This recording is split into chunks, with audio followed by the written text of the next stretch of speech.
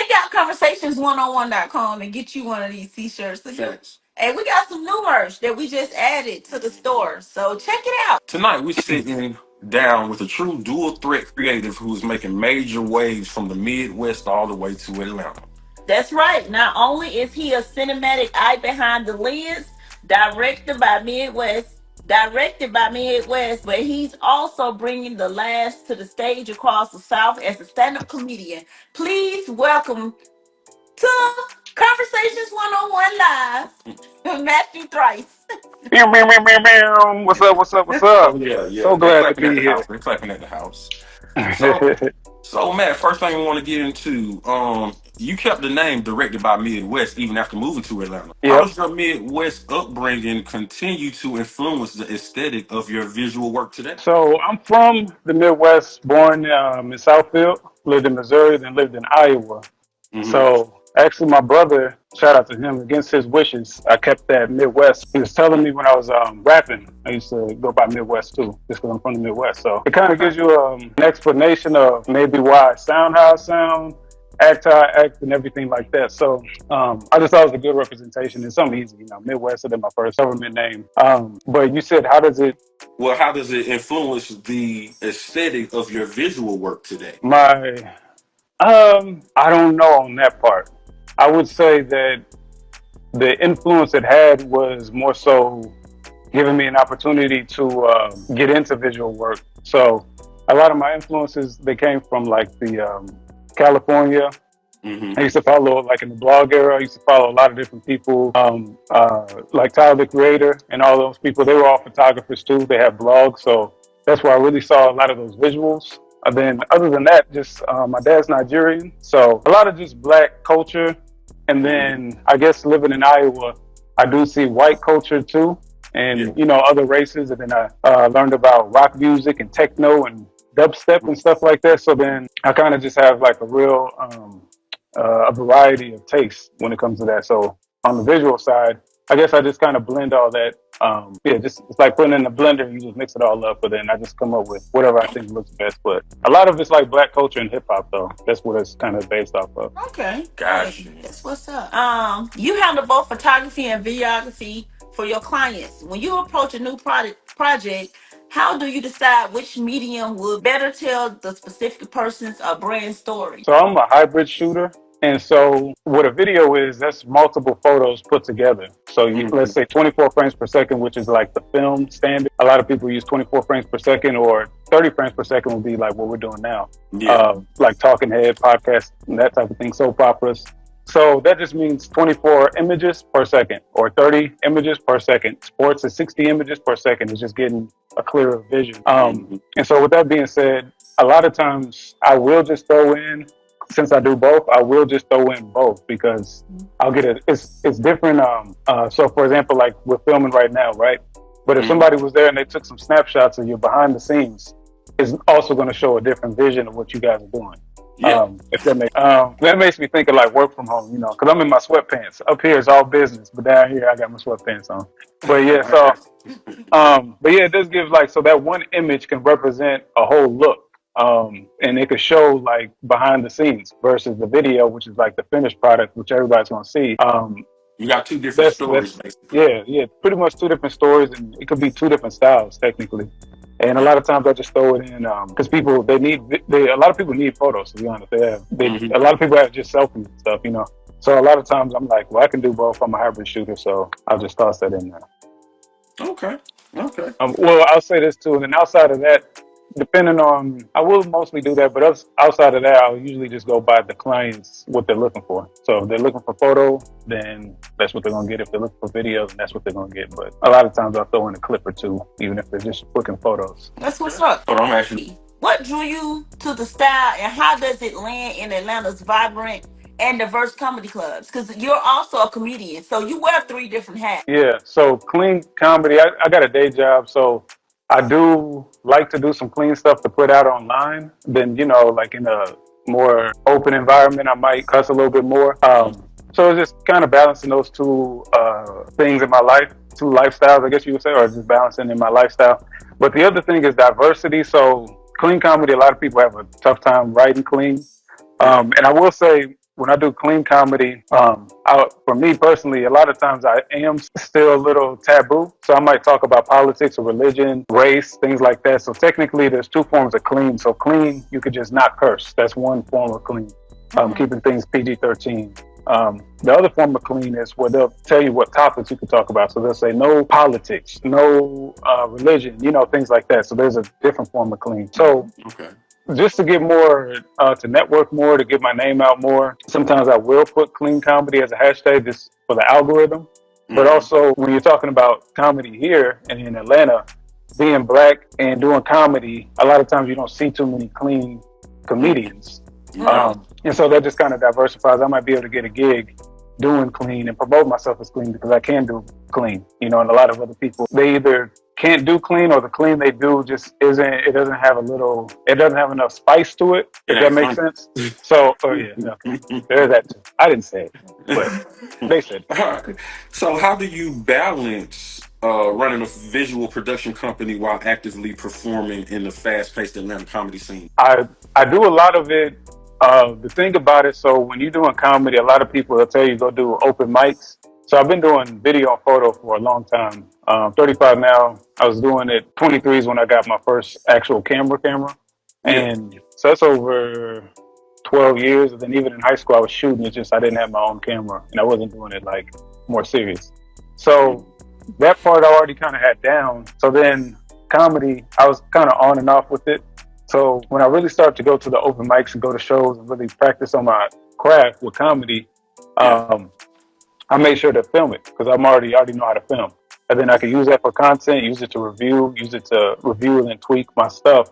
And so a lot of people, they'll go just practice their comedy at an open mic and they'll do that repeatedly and they might record themselves. But me doing the video and sometimes even photo, but mostly video at those same mics, I was getting reps in.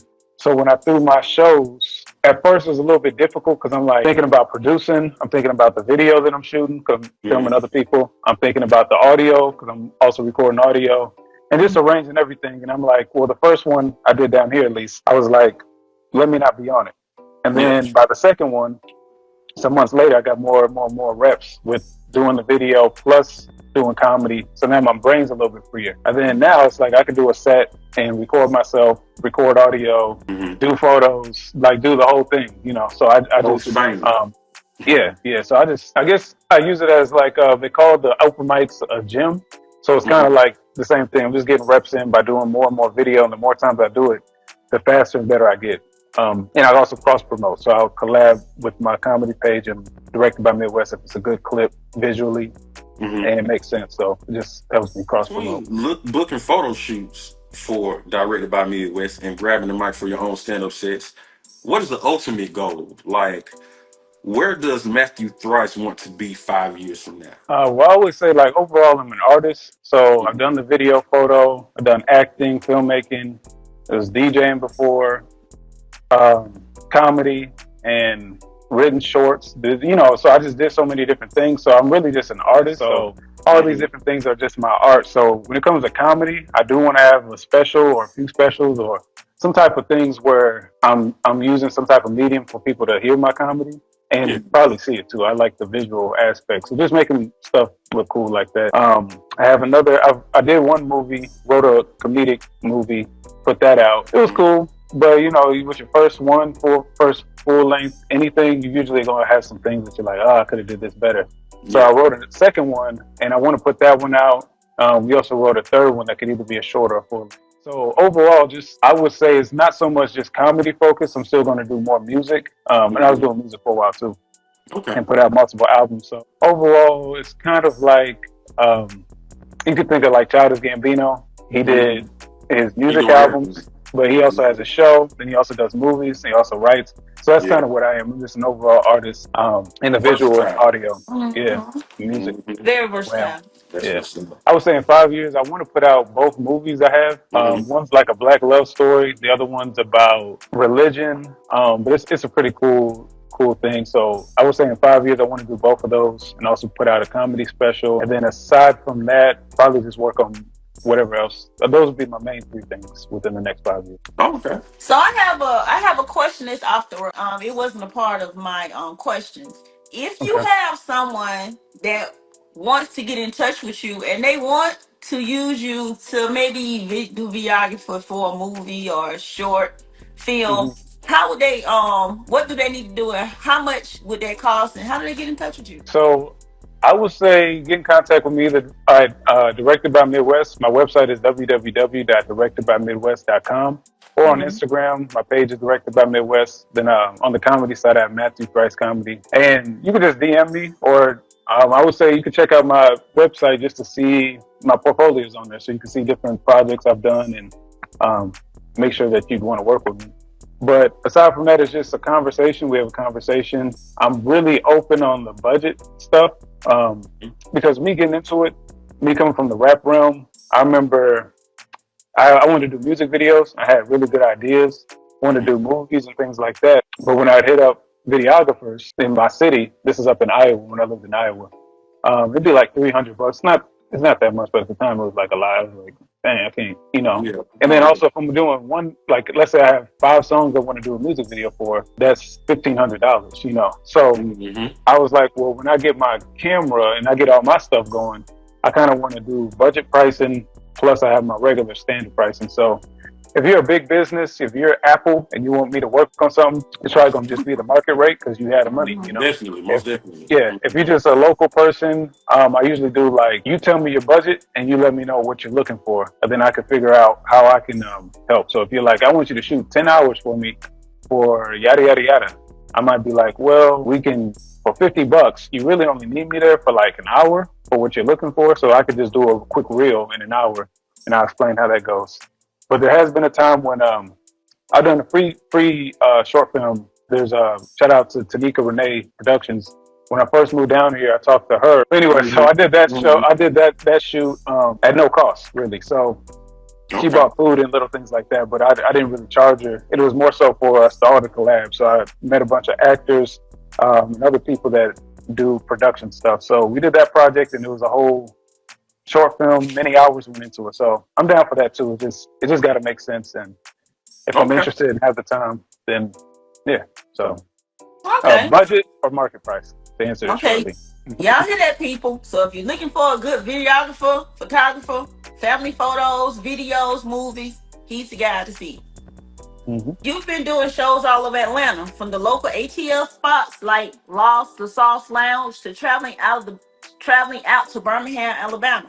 How do Hmm. the crowds and energy differ when you take your act on the road? How is people different and how do they receive you? The main thing that people talk about are demographics. So it's either going to be if I do a cut and dry, right? They'll say there's a white crowd, then there's a black crowd. Sometimes people will say that they receive comedy different, but I think if you're funny and you have well crafted jokes, you can really go up in front of anybody. Hmm. So I would say some places have, or then the other demographic is the age. So if if it's an over 50 crowd, they might receive jokes different than people that are like 13 to 25, if Yeah. that makes sense. Oh yeah. So really, I would say after you get so much experience, you're gonna know how to kind of read a room, and if you have enough Hmm. jokes and been writing enough and practicing and everything, and you kind of have, I don't know, there might be a certain innate ability of like just being funny, if that makes sense. Yeah. So you just kind of know where to work, what to do, and you kind of just have kind of common sense to a degree. And I don't know, it might go into upbringing too. Like, so if there's a 13-year-old, some people don't care if they cuss in front of a 13-year-old, Hmm. and then other people might care.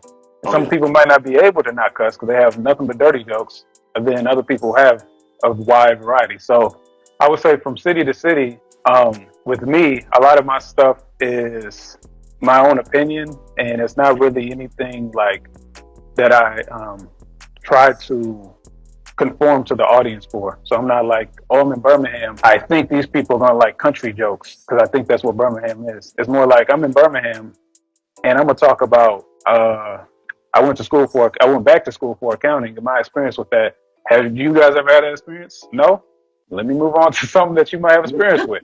Um, gas is high out here, isn't it, guys? You know what I'm saying? I don't Hmm. know. You just kind of like You Yeah. try you to find something to talk fill out about. the crowd. Yeah. Exactly. Yeah. And some Hmm. people they just have a straight script. That's the thing. So they'll go to a place and do the same act everywhere. and it Hmm. might work, but it might not. So my technique is that I just kind of read the room and try to feel them out and see what's working and what's not working. If it's not working, I try to move on to something else that I find funny and interesting, but that might also align with what they want to, listen to. And it's funny you mentioned about some of the comedians doing the same act over and over each night.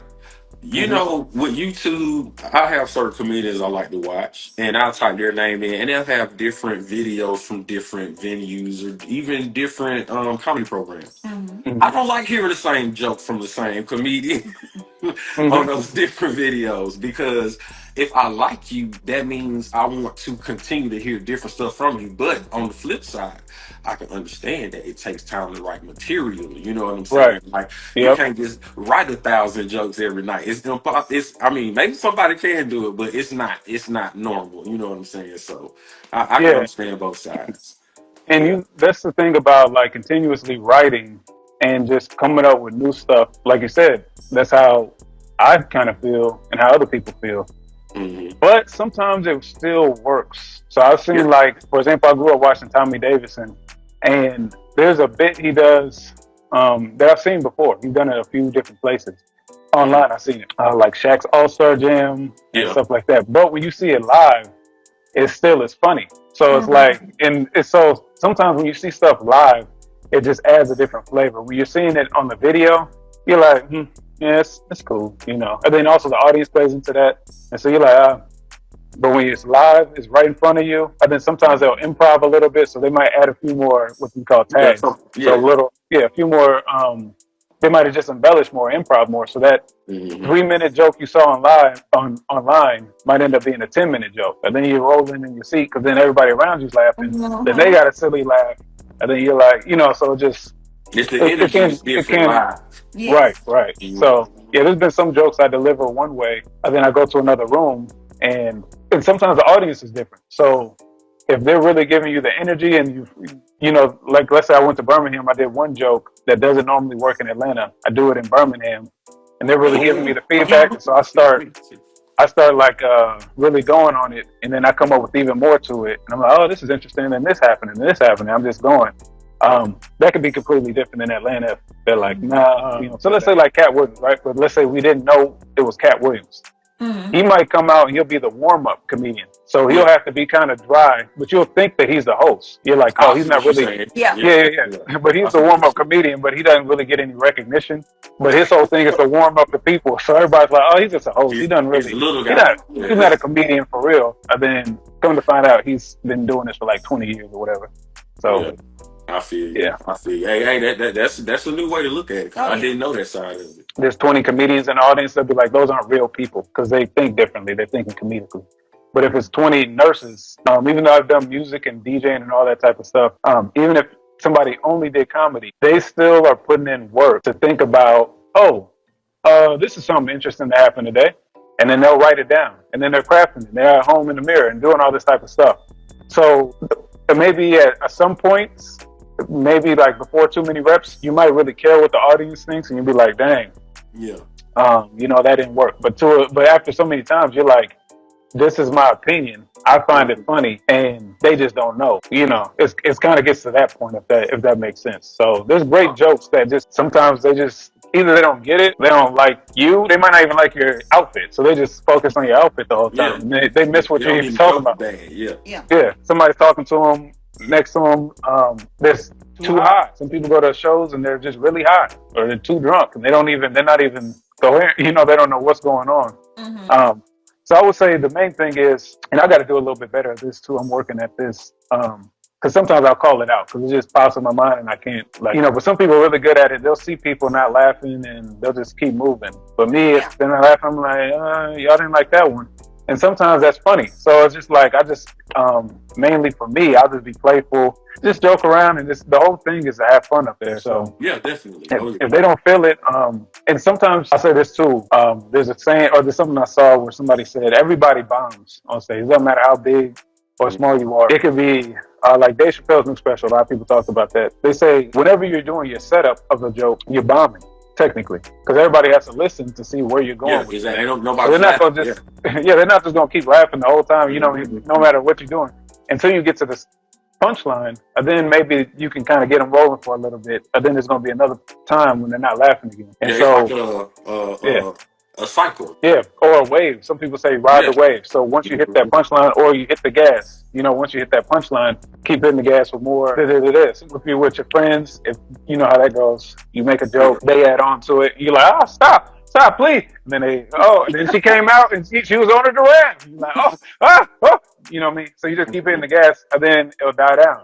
And then they might bring it up later, and they're like, "You Yeah. remember when I said?" And then it starts again. Mhm. So you just get used to it, and you get comfortable with it, and try to not care. You care about making them laugh, but you don't care about their or you don't Their get in your reaction. mind thinking their opinion. Yeah, because you also don't know. Some people are Yeah. just listening, and some Yeah. people like.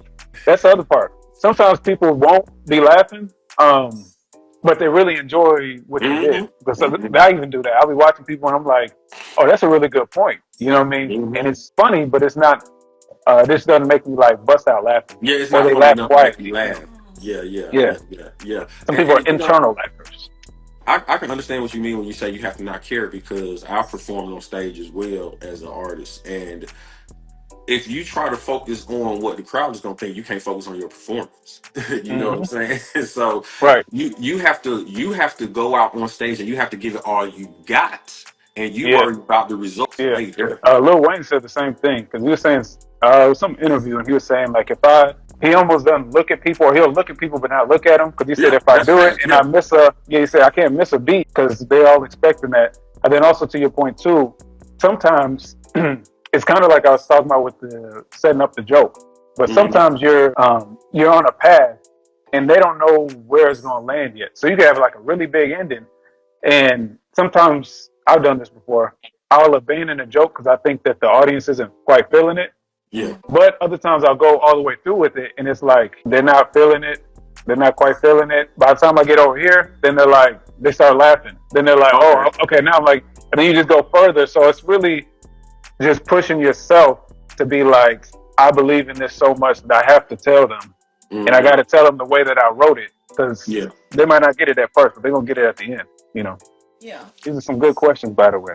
Oh. Hey, we appreciate it. Thank you. What a fantastic conversation. That's so much for sharing. Thank you so much for sharing your journey tonight. For everyone listening, be Hold sure on. to You follow pre-wrote him. conversation.